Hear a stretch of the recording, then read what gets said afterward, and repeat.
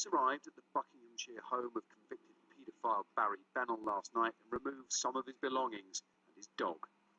Bennell was clearly not at home, but the fallout from the abuse he's alleged to have carried out while working as a football coach continues. Bennell was jailed for 9 years in 1998 for sexually abusing 6 boys. Day by day, player by player, tales of his abuse have grown.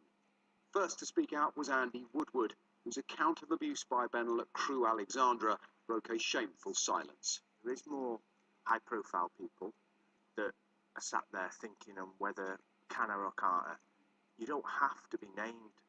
You don't have to put yourself on the front of a paper, but you do need to get closure. And I do know they're out there, and I just encourage them to, pick up the phone, ring up and just say, I was a victim. He met the Football Association chairman, who said victims will be supported.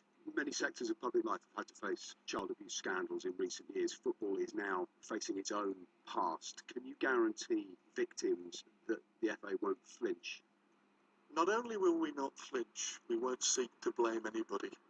What we've got to do is to make sure that those victims are supported, that this doesn't turn into an exercise by football trying to protect its own reputation.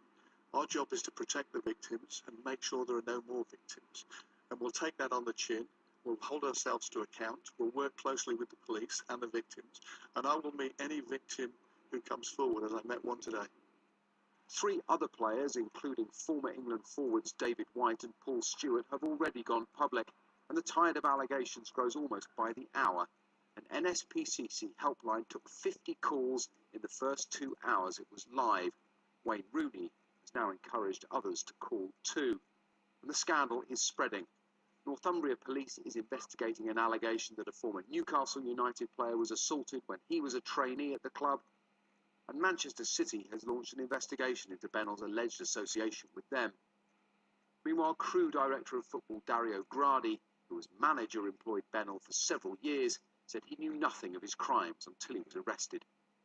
The Football Association says it is focused on supporting victims and making sure that children playing the game today are protected, and that only in time will it look at any failings that allowed abuse to go unchecked in the 1980s and 90s.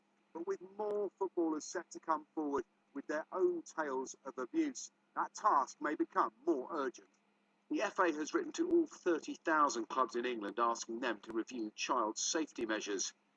The English game may be confronting its darkest secret. Paul Kelso, Sky News.